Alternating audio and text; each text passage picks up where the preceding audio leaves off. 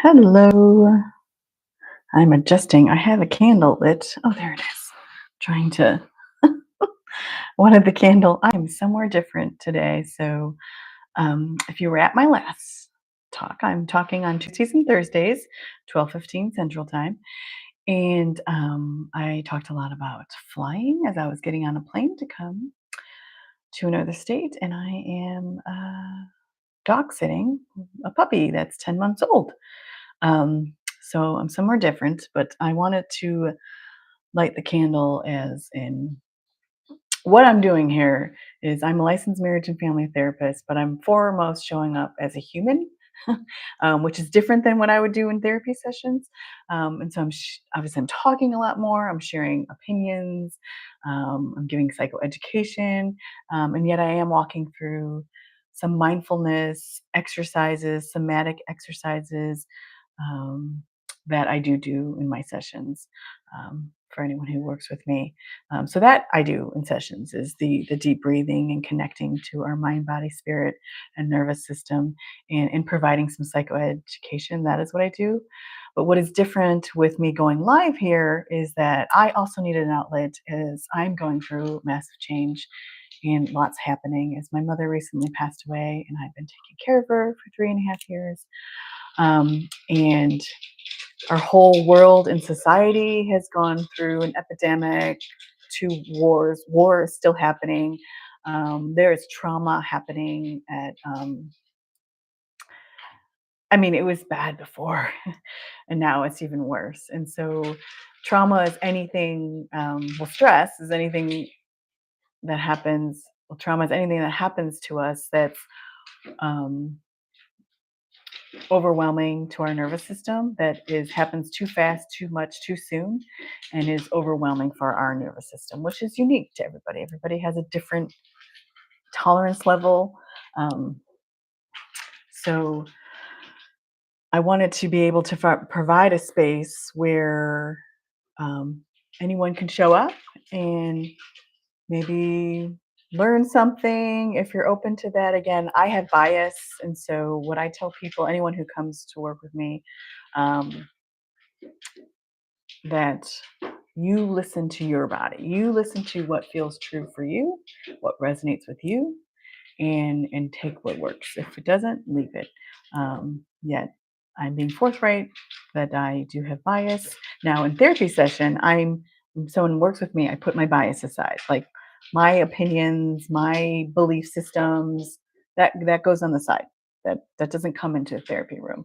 Here, you will see more of who I am, and I do have opinions, and I could talk a whole hour. But what I'm working on in these talks is like the first 15 minutes is me doing a little bit of psychoeducation, and then I'm definitely going to end on some breathing or some somatic exercise, to help you pause and process.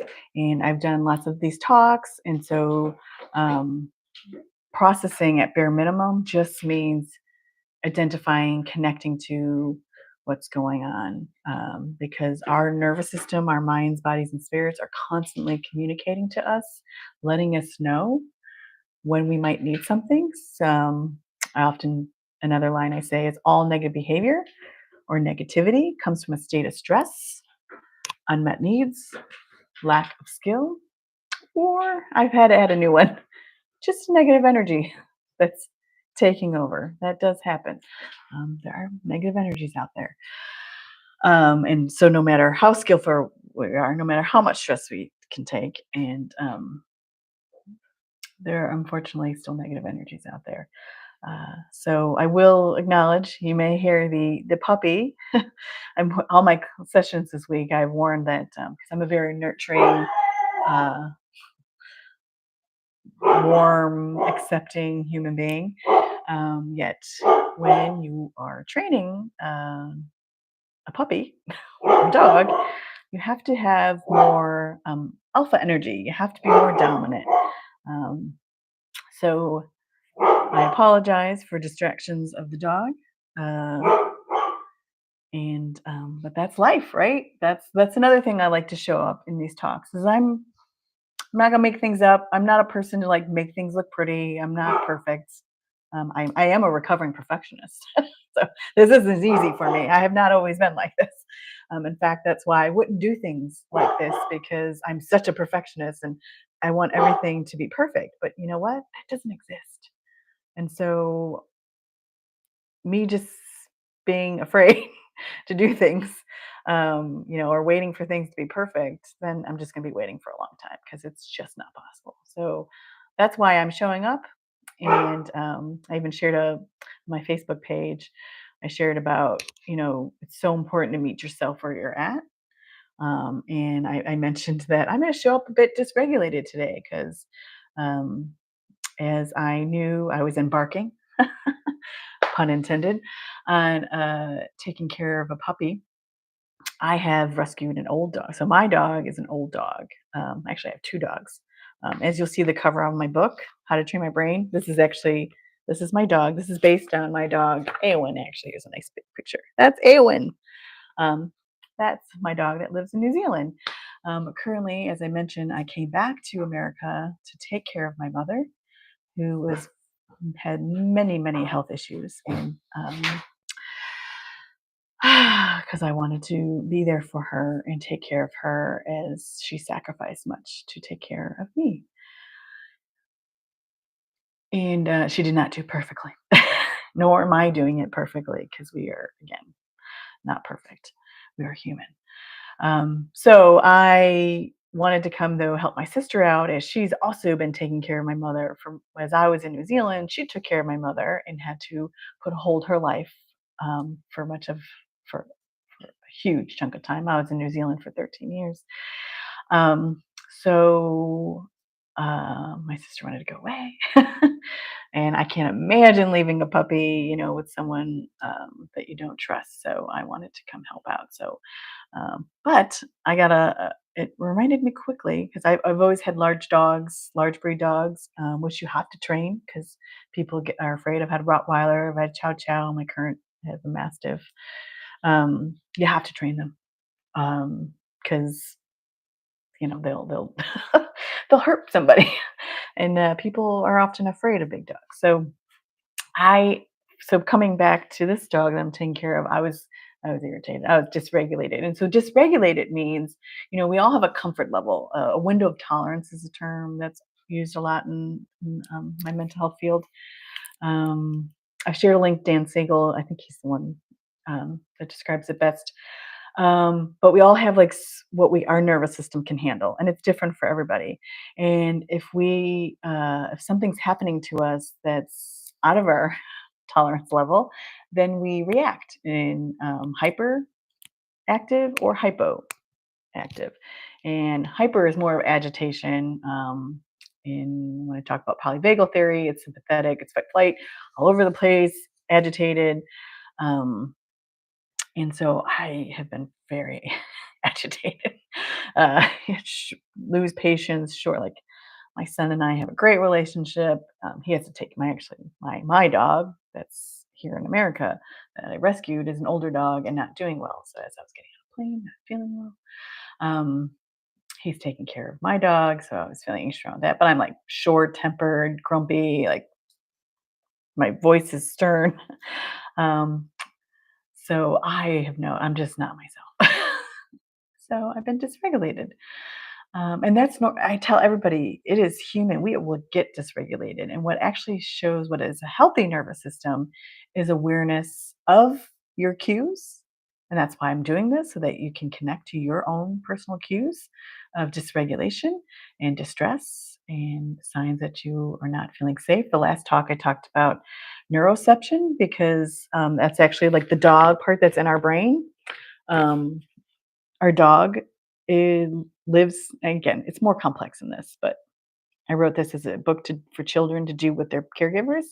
So the dog lives in the middle part of your brain, tucked in, like the thumb here, tucked in, and is your sensor and guard, just like a dog would guard a house. And your dog leads the emotional and social part of your brain and connects to your feelings. It wants you to feel love and connected to others. It helps you make friends and guards you from harm. It is in charge of gathering information to find out if your environment feels friendly or scary. And so your dog senses whether you feel safe or scared. So your dog is scanning, and that's why, neuroception is the scanning. It checks out your environment 24/7 for signs of love and safety or danger. It uses all your senses, and that's, people had asked, what is your nervous system? Your nervous system is a bundle of nerves from head to toe, but it's also your sensory organs. And so it's in charge of sight, smell, touch, hearing, taste. And we are seeking love and connection. We are wired to be in relationship, and it connects to your intuition. This is your gut feeling. It's a heart sense. It's like an something doesn't feel right sensation. And the interesting thing is, this part can make mistakes. It can become too sensitive, alert, um, or by being overwhelmed and missing signals. And this is why we need a safe, calm, trusting adult to help us train our dog and guide us on how to be more responsible, healthy, wise, and kind. And I have one of my other earlier talks, Pause and Process, I did about the four different types of parenting styles, and we're all authoritative is the one that leads to the best outcomes and well-being, because as a parent, or a dog owner, pet owner, you are responsible for the health and safety and the well-being of your child, pet, or society. The other reason why I'm doing this is that leadership, also, you want leaders that take on the same qualities of a regulated, confident, caring, compassionate, clarity. I mentioned I've talked in other talks. Dan Siegel's word is called FACES, which is an indicator of what a healthy integrated nervous system is. And that means you're flexible, you're adaptive, there's coherency, energized, stable. That is a sign of a healthy integrated nervous system. Integration, I'll have to talk about that another talk. Trying to keep things in a nutshell.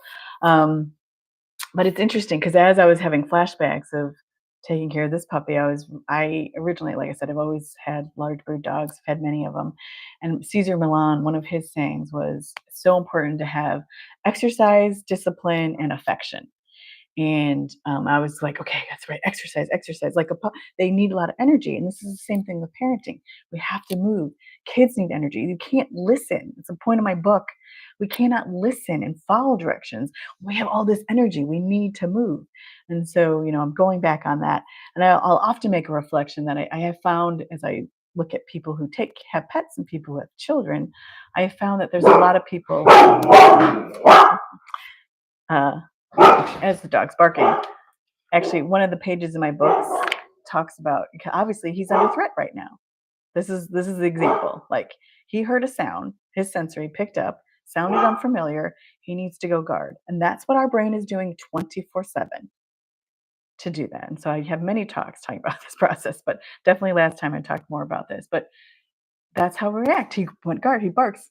Kids, same thing. Just because you're their parent doesn't mean that is an automatic ticket of trust. You have to build trust. You have to consistently lead in a way that helps that individual feel safe, seen, soothed, and secure.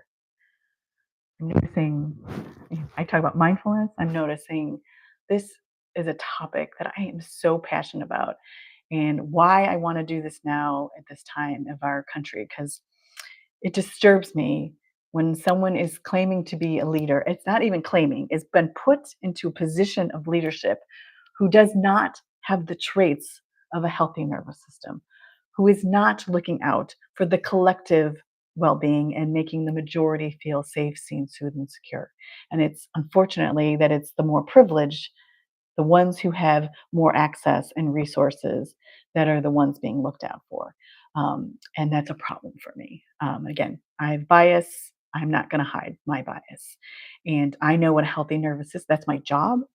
It's not to judge people, it's to assess where that person's nervous system is at and what needs, unmet needs, what skills they need to be able to optimally function, to live the best life so that they can live a healthy, long life. and as well as have meaningful relationships that are healthy. And there are criteria, there are traits, there are clear indicators when this is happening, and I'm alarmed right now of what's happening. And just I won't. I try. I'm not going to talk about um, politics often. However, one of my again, because I'm open minded. Like there are good things. There needs to be change. Like I'm a healthy, natural person. I do believe there definitely needs to be changes, but how you do it matters more. And empathy and care, and like I said, helping the majority feel safe, seen, soothed, and secure when you're implementing things. There's ways to do it that are not traumatizing people, and that is my concern. But one of the things, there's a war. Like, can you even imagine? There is a war going on. Two wars going on. And my one was okay. They said they're going to stop the war. I'll give them that. I'll give them that. And then now I read today that was sarcasm. So sarcasm. I had a wonderful child I knew a long time ago that said, I loved it. They said sarcasm is actually scarcasm. Sarcasm is not healthy communication. Again, another example. I could go on. I could go on. um, that is hurtful. Sarcasm, especially I work with parents. Parents think that's funny to do it with kids, and then I'm the one helping kids. It's confusing for kids. I was actually one of those children. I'm very sensitive. I grew up in a again, everyone does the best they can. But for me personally, my upbringing was very chaotic and scary. And I could not understand. I was very confused, and I did not understand what was going on. And people are saying something, they're behaving another way, they're saying this, and I was completely confused.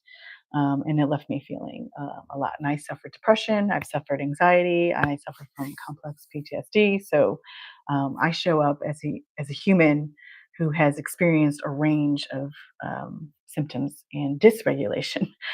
Fortunately, this is why I also do this job. Is there are so many simple things to help soothe your nervous system, and is another reason why I light a candle to signal like it's so easy to blow that light out, and yet it's also easy to get a lighter in our world right now.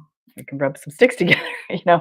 Starting a fire again is a huge thing. Again, I have a lot going on in my brain there, but we can easily light that light, and that's what I want these moments to be: is how can you light your own light when no one else is there, when you are in the dark and you're feeling alone? What can you do to pause and connect to yourself and process what's coming up for you? Listen to yourself and make adjustments. So, um, on that note, I'm going to walk us through an affectionate breathing, which I also thought was when I was going back to puppy training and Cesar Millan saying exercise, discipline, and affection. And as I'd mentioned, I think that we have a tendency to like enable like be too kind to our dogs, and then we tend to be harder on our children, which I wish like children need affection 24/7. We need that warmth. That's not weak, that's meeting a vital need to feel love, and that's what my book's about. To feel love and connected is a vital need. Now dogs, they do need more discipline, and then you reward with affection. That's not the case with children. This is different, okay? Children need to feel loved, and you saying I love you is not the same as your child feeling loved, okay? Very different. And I know you love, I would say when I work with, I know you love her. And I know you're afraid. And a lot of parenting is fear based. It's because you're afraid you come in with that charged energy, like a dog needs. A dog needs that energy. So that's a dog. But that's a lot of my. I talk a lot about love based parenting versus fear based. I prefer even the word trust over love, but you know, love seems to make more sense. But it's trust, and trust is built over time, consistency. And so, this is what, not only as I talk about raising children and leading a society and having a pet, but also you're doing this for yourself. I'm IFS, internal family systems informed as well. And so, we are also doing that for ourselves because our psyche was developed in a system, a family system, and we often mirror. I actually have a blog talking about how children and dogs mirror. Um, so I shared that link as well, because the parent child relationship is really like a mirror neurons is a thing, and that's how much of our learning, and that's why a lot of our learning is implicit. We don't even know that it's happening. It's so instantaneous, and so that's why connecting the feedback loop that you have within yourself, you need to connect with yourself too. So. Um, I've shared links in the comments in my description to this talk. Um, Feel free to ask any questions, give any feedback. I am now going to walk us through a, um, a self-compassion exercise. Kristen Neff is like the my guru that I recommend for any self-compassion work. I've shared her link to her practices.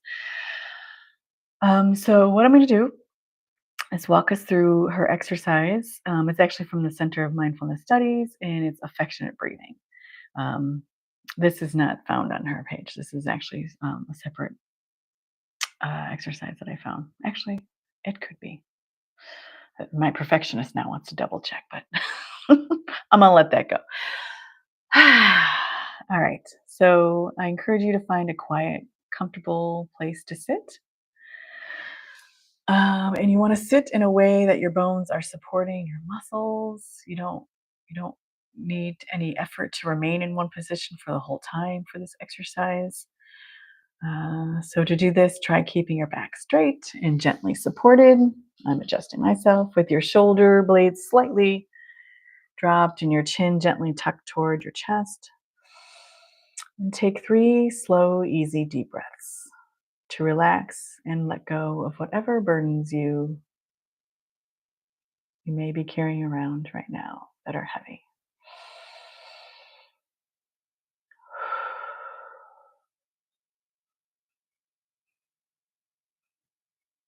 So you're just noticing often if there's stuff undone that's going to rise to the forefront because it's calling your attention.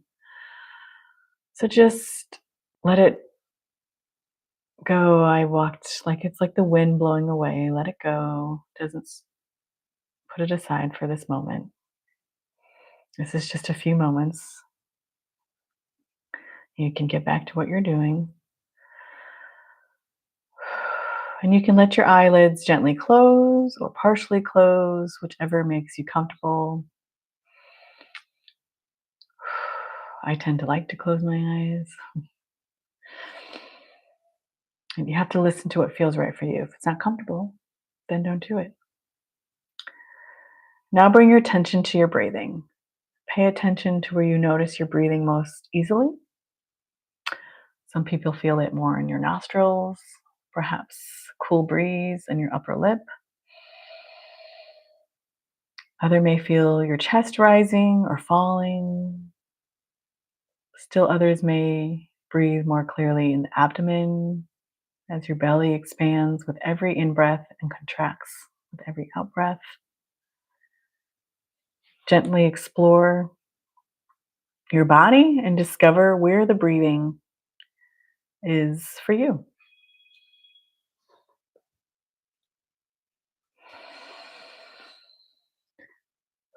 No right or wrong.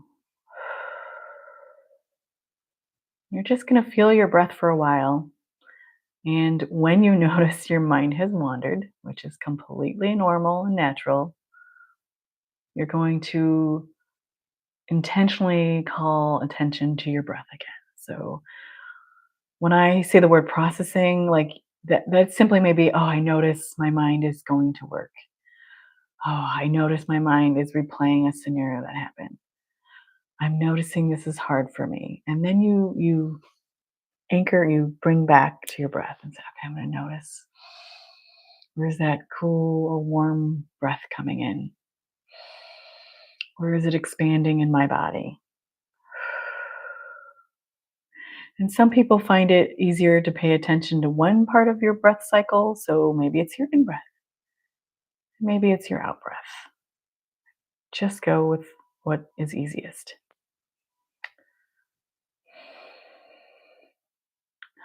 It's almost like you're taking a little vacation. And what's so amazing, our mind doesn't know the difference between real or imagination. So what we feed it right now, it's going to believe it. So you're the leader right now. You're going to choose where you want your attention to go.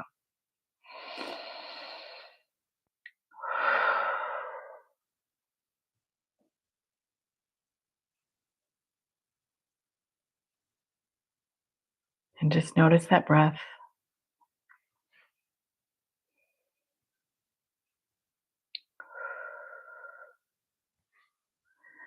And be aware that your breath is nourishing you, whether you're paying attention to it or not. Your breath has been with you from birth, and it will be till death. More loyal than your closest companion. Allow yourself to appreciate this automatic process that sustains your life wherever you go.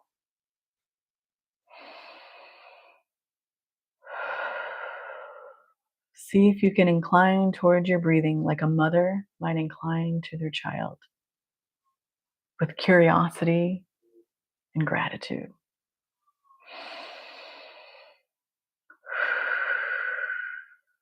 Your mind will wander away from the sensation of your breath many times every minute.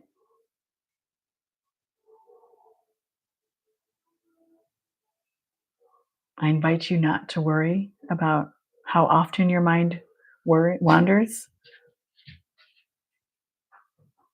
It's normal. Some people start to think, am I doing this wrong? And I say, no, no right or wrong here.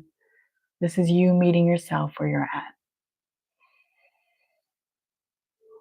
And just you keep guiding gently, returning back to your breath whenever your mind wanders.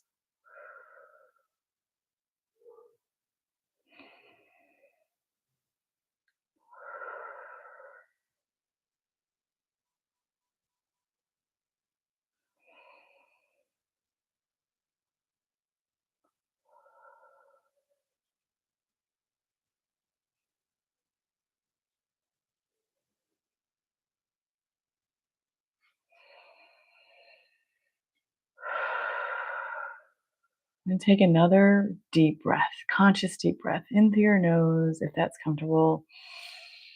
Long exhale through your mouth.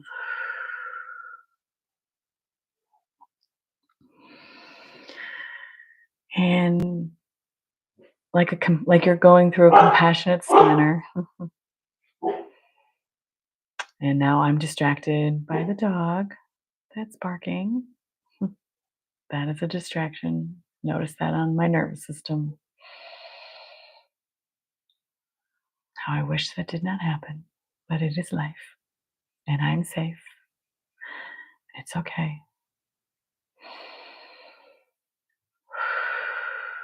And scanning from head to toe, noticing any thoughts, feelings, sensations. If you've noticed feeling heavy or the burdens when I started this talk, and if you're feeling a little lighter or some ease somewhere, or if you're feeling annoyed by the barking, that's okay. Compassion, affection is so important to all the parts that come up, even the unpleasant, uncomfortable parts.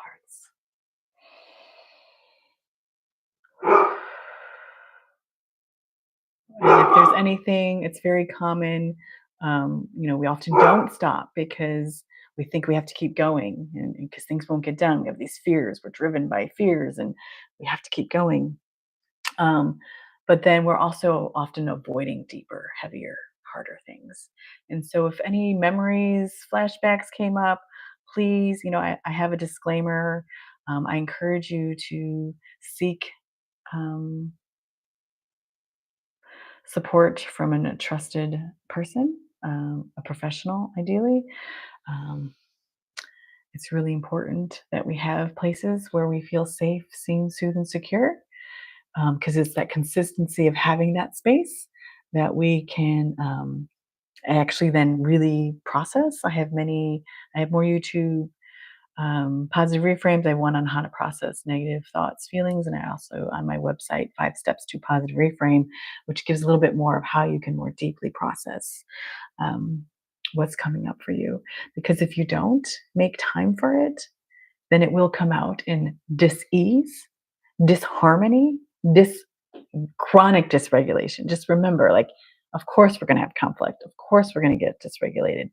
But when it's happening at chronic, that means extent, like going on. Actually, that's what gives a diagnosis of a mood disorder is that you have these symptoms for more than 6 weeks. And so when you're having this pervasiveness, when you're having this dis-ease, disharmony, um, and dysregulation chronically for an extensive length period of time, and then you can't catch it, you don't know how to get out of it, those are indicators that you need support. And we all need, there's no we all need a safe place to feel safe, seems and secure. And that is my hope that I am giving in these talks that I'm doing Tuesdays to Thursdays.